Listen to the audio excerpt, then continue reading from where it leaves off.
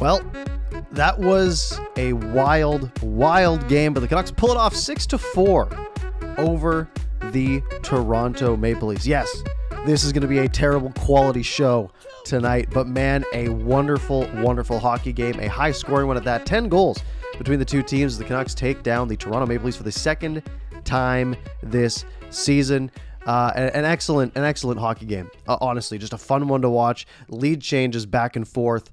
And the Canucks pull this one out in a 6-4 win. Thanks to Tyler Mott putting it home at the end. We'll break this one down as always. I'll give you my thoughts, and we'll go into your comments. I won't be able to show them on screen tonight because we are on the road, but we will get it done. And let's break it down first. Demko in net for the Canucks. Campbell in net for the Leafs. Campbell's been struggling a lot lately, and it's a pretty iffy first few minutes. Both teams a little bit hesitant, not really wanting to make any mistakes, not a lot of shots early, but some really good board play by Tanner Pearson and Brock Besser. Keep the puck in the offensive zone.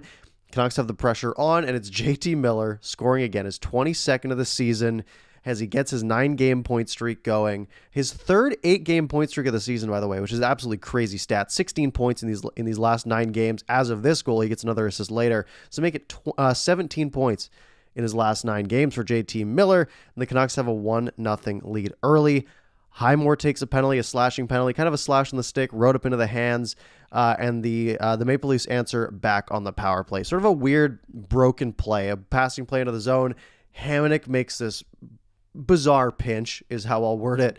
It ends up being a 3-on-1, and Tavares scores. Myers tries to cover the pass. Tavares beats Demko cleanly, and they have we're tied at one apiece. Tavares' first goal in 15 games, which is kind of wild.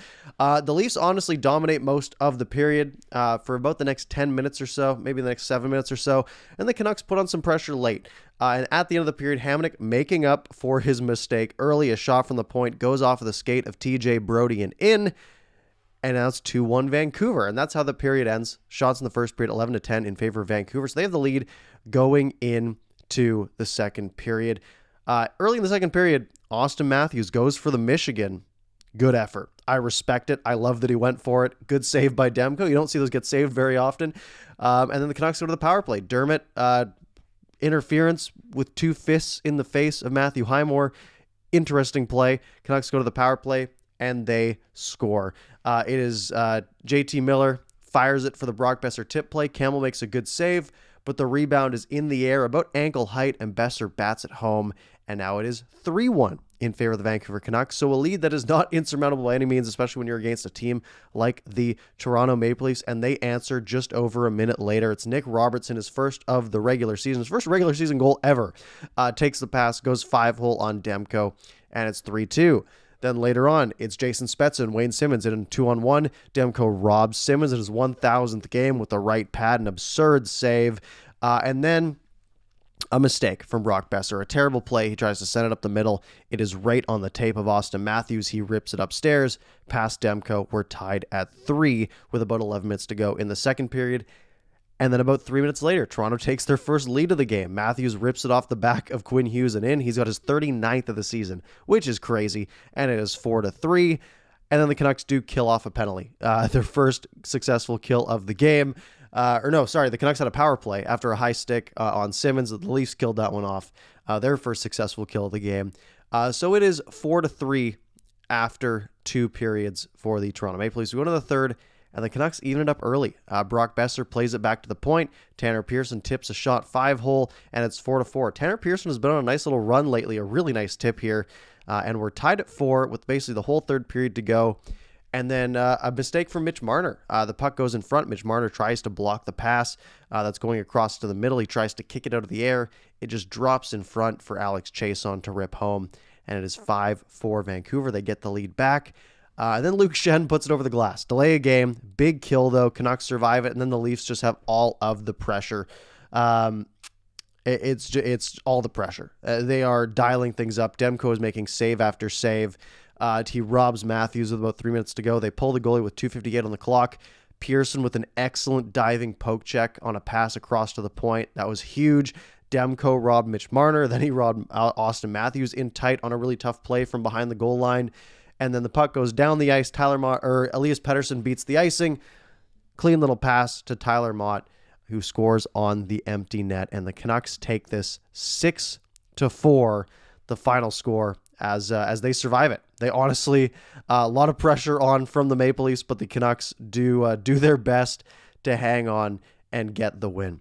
Pluses in this game. I got a lot of pluses. I've got a few minuses as well, but the pluses, I mean, look, the Canucks beat the Toronto Maple Leafs. This is a team that is one of the best teams in hockey right now. Really, up at the top of their division, up there with Florida and Tampa Bay, and the Canucks steal a win off of them, 2-0 on the season against Toronto. Sure, the first game they got outplayed, but this game they genuinely stayed with the Maple Leafs all night, and that is a feat in itself.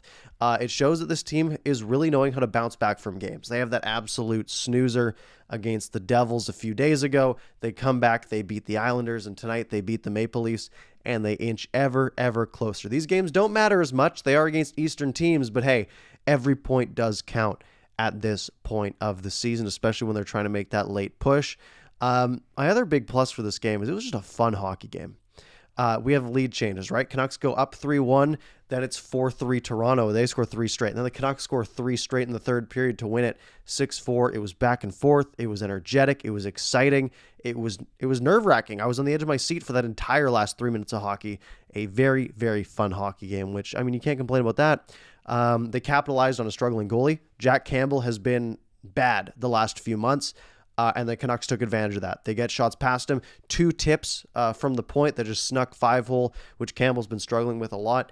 And they put up 6. The Canucks have been struggling, or the Canucks struggled to score at times this season. The last few games, they have been just putting on an absolute show when it comes to offense, and they kept that up tonight. And if you're going to beat a team like Toronto, you either need your goalie to be perfect, or you need to score a lot of goals. And they did the latter tonight because Demko was a little bit off, but the Canucks got the goals they needed to get, and they hung on and scored 6. I mean, you can't complain about that. A really fun hockey game. Another plus is the battle level. They came up to a 3-1 lead. They blew it. They blew their 2-goal lead in the second period, and Toronto took over, and Toronto had the lead going into the third. And this Canucks team under Boudreau has been very, very good at battling back from deficits, and they do the same thing tonight. They're down a goal going into the third period. They score right away. They keep some pressure on. They get the lead, and they don't give it back again. So a really good battle level, which we love. And the last plus, JT Miller. 9-game point streak, another 2 points tonight with the assist on the Besser goal and the first goal of the game. Like I said, 16 points, 17 points, I think, in the last 9 games. Absolutely crazy from JT Miller. I do have some minuses, though. One is goaltending. Demko had some fantastic saves, but he did allow 4 goals tonight. And it is a tough team to go against. You have great shooters like Austin Matthews. One was a bad bounce. But, 4 goals is a bad night for Demko, but it didn't cost them. And that is big. And I again, if this is a bad night from Demko and the Canucks still win, you take those. That's free points, especially against a team like Toronto. There were some long stretches of just Maple Leafs dominance. I'm talking about the last sort of half of the second period, the last chunk of the first period, other than the last 3 minutes or so, and then the last few minutes of the third period. The Leafs are really good at the end of periods. They wear teams out. They're scary offensively, but the Canucks hung on. Blew the 2-goal lead. I talked about their battle level to get it back, but you don't want to be giving up 2-goal leads very often. And 2 minuses that are kind of pluses as well are some players that made mistakes and then made up for them. One of them is Travis Hamonic. Travis Hamonic made that one pretty bad play that resulted in a Maple Leafs goal. He comes back and he scores at the end of the first period, right? It's his mistake that allows the 3-on-1 on the power play for the Maple Leafs, and he goes back and sure, he comes out, he gets a few point shots that are dangerous on net, and then one goes in. So, hey, he made up for it. That's good. Brock Besser had that really bad giveaway to Austin Matthews for their 3rd goal. And then he went up and he made up for it, right? He had scored earlier in the game, earlier in the period, about 5 minutes earlier. And then he made a couple of really nice plays and got the assist on the Tanner Pearson goal and was a big piece of that. So the players who made mistakes went out and they made up for them, which is a big part of the win tonight. And I think that's all of my personal thoughts on the game. Now, like I said, I can't bring your comments up on screen, but I will pull them open and I will read through them here tonight. And they won't be on screen. Agam saying a broken Demko is still the best goalie in the world. Igor, who, man, if you're throwing shade at Igor Shesterkin, I'm going to ban you. Igor Shesterkin is so good at hockey. And I will take no Igor Shesterkin bad-mouthing in here. I also believe from the responses in the chat, it looks like the Edmonton Oilers have lost their game against the Montreal Canadiens in regulation, which is absolutely huge. A 5-2 win for the Habs over the Oilers, which is big. Other games to watch, Nashville is running away with it against San Jose tonight. That's going to be a bad result for the Canucks, but that's really the only other one worth paying attention to, I think. But the Oilers one is bigger. Kai saying not the biggest Tanner Pearson fan, but I got to give him credit. He's been playing great lately. I agree. Tanner Pearson, who has been, I've been very critical of Tanner Pearson a lot. He has been very good lately. Aisha saying my heart was in the throat the whole third. Absolutely the same here, for sure. People asking where I am. I am in I'm in beautiful Palm Springs, California, and I accidentally closed my chat. Let me pull that back up. On vacation, but I'm not going to not watch the Canucks and Leafs play. Let's see if I can find where I was. Kai also saying I've been impressed with how much Podkolzin has been improving his overall game. He's so tenacious on the forecheck and so good along the boards. Yeah, Podkolzin was really close to scoring tonight too. He had that one play where he tried to get the backdoor feed and he put it through the crease. That would have been sweet for him. He did have a really solid game. I don't know how much ice time he got. I wonder if I can pull that up. If NHL.com will work with me here. See if I can pull up the stats. He got 13:46 of ice time, and I noticed he was on the ice with like 4 minutes left while the Canucks were up a goal, which is big for Podkolzin. He has been very solid.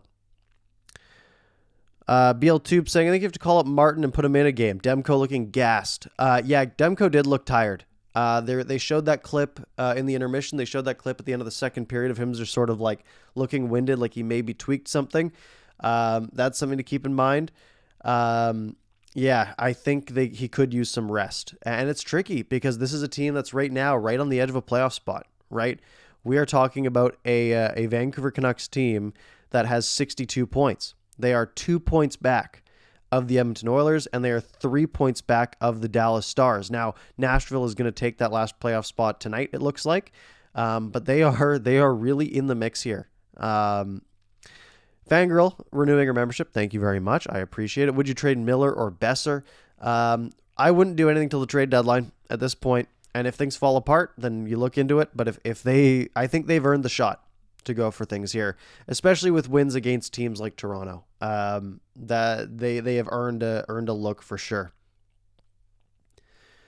Aisha saying that there's chatter about Thatcher not playing at 100%. If he's actually hurt, wrap up the season. It's over. That is true. Yeah, if Demko's hurt, it is over. And if he is hurt, you don't want to exacerbate it. And I think, yeah, you do sort of wrap it up at that point and make some trades. But hopefully he's okay. Benjamin thinks he was cramping. Definitely possible. Ivan keeping track. 28-4 under Bruce. 20 wins, 8 losses, 4 in OT. So that's 24 points in what is that? 42 games? 32 games? That's not right. 44 points in 32 games. Yeah, that is big. What's your take on the Horvat, Podkolzin, Chason line? Chason had a good night, and I give Chason a lot of grief, and I think for good reason. He had a good night tonight. He was pretty dangerous. He almost scored the one. He almost scored two, I think. I don't know. Did he get credited with any? He did get credited with the second one. He almost scored the one earlier that was Hamonick's goal. It looked like he might have got a piece of it.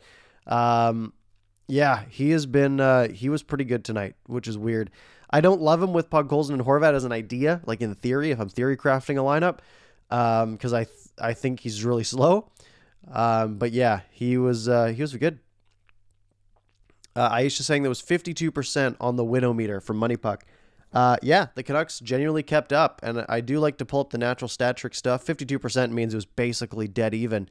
But let's see, all situations, expected goals were 4 for the Leafs and 3.2 for the Canucks. And usually that has a swing from the, that did have a swing from the empty netter. So it was about minus 1.5 in favor of the Leafs. So Natural Stat Trick disagreed with Money Puck. Natural Stat Trick said the Leafs definitely deserved to win it. High danger chances were pretty even, but Corsi 79-54, shots 38-29. It was really because the Leafs dominated the third period, even though the Canucks are the team that got the goals when they did matter. That's the big thing. TB saying, Hockey Night in Canada always rambling nonstop Leafs. They were quite a bit, but I expect that. The viewership is probably 3x in Toronto. Let's see here. Agam saying, I love Bruce. Green never would have had Pettersson out there with an empty net. Bruce knows how to trust his players. He has to go hard on some guys like Höglander. And I think that's fine. I think it's fine to go hard on some players. If you think that player needs that, then that's fine. I'm not going to criticize too much at this point when things are working.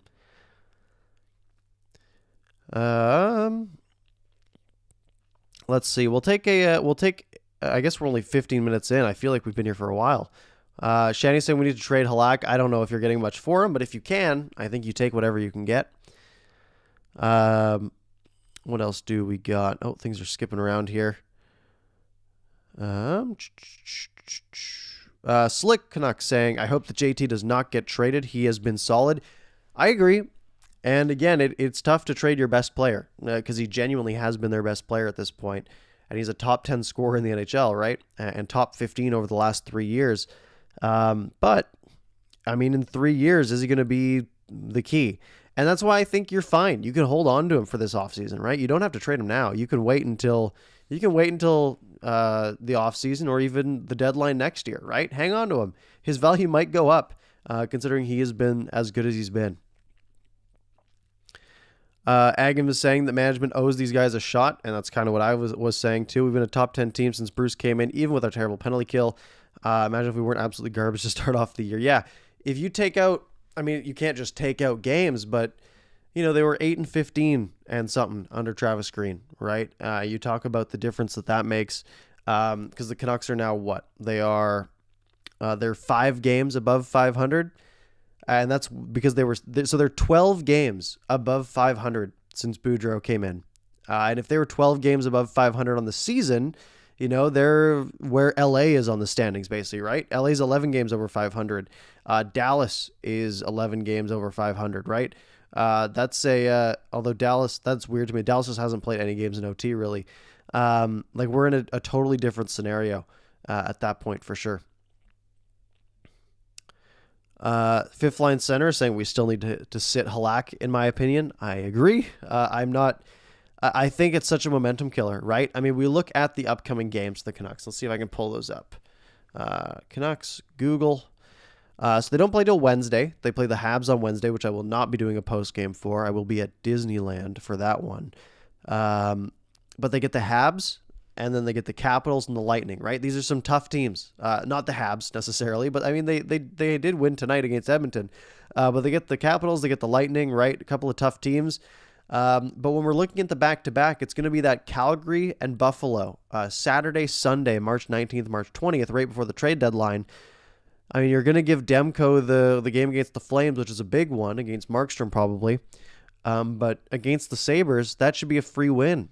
And Halak is someone who might cost you that free win. And I'm a little scared because that's something that can really derail you, especially when they go against that really tough stretch after that, right? They get the Avs and the Wild and the Stars and the Blues after that game. They get the Blues twice and the Golden Knights and twice, right? They go on a really tough stretch after that game, and you need to win as many games as you can before that. And Halak is a risk to that. Where were we? Aisha saying, matching record of 10-4-2 for our first 16 and last 16 with Bruce. That is interesting. Our hot start isn't slowly propping it up. Yeah, they went on a streak to start, and they've gone on a streak lately. And that's what they've needed to do. They had the bit of an iffy spot in the middle where they had a few losses, but they've definitely made up for it in spades these last few games for sure. Fifth line center saying great road trip. Yeah, what does that do for the road trip? Because they lost the game against the Devils, but they went 3-1, right? You get 6 points out of a 4-game road trip, and that game against the Devils, that was an egg, right? But now they get a bunch of games at home. They get 6 straight at home. The Habs, the Capitals, the Lightning, the Devils, the Red Wings, the Flames, and then the Sabres, 7 games in a row at home. Maybe go on a run here. Again, some of those teams are tough, right? The Capitals and the Lightning are going to be tough, and the Flames are going to be tough too. But if they win, 5 of these games, or maybe 4 and take one to OT, they're still going to be right in the mix there as we get right up. That'll take us right up to the deadline. They don't play any games on the road except for the day before the trade deadline. So this is going to be it. This is going to be what defines the season here. Let's see here. Debut Hunter saying, I like that the Canucks got 3 games worth of losing at once by getting wiped by the Devils, but a big loss is still only 1 loss. That is true. And the thing is, a big loss like that can really kill the confidence in your team. And I think the Leafs are having that issue where they've had some big losses and it's killed their confidence in Jack Campbell, and it's killed Jack Campbell's confidence in themselves. Yeah, if the Canucks can bounce back from these losses, right? And I think one of the most interesting stats is games that the Canucks have played after a loss under Bruce Boudreau. I don't know the stat, but it seems every time it happens, they win, right? They lost 6-3 to the Islanders. They came back and beat the Maple Leafs the next game. They lost 7-1 to the Flames. They beat the Rangers after that. They lost 7-2 to the Devils. They beat the Islanders after that. So their bounce back is very impressive, and that has been really big for them over the last little while for sure. That does take us to the end of the comments. If you guys have any last questions, I do want to make this one quick. I know we're only 20 minutes in. We're only go 30, but I've got dinner waiting for me, and I am on vacation. So I do want to run pretty quickly. Make sure you're subscribed, by the way. And we are going to wrap up. I think we'll wrap up. Let's do this one early tonight. A nice short one. If you missed any part, you can rewind back to the beginning. You can find it on your favorite podcast platform. Shortly, I'll upload it here. Everyone's saying to go enjoy my vacation, so I will. I hope you all have a great night. Shout out to any new members. I know I have one. Let me pull this open because you deserve a shout out. Anyone who joins as a member, Fangirl for the renewal. I appreciate it. And I saw that Justin Rosenall, thank you for joining as a member a few days ago. I do appreciate it. Have a good night. I'll see you all next time.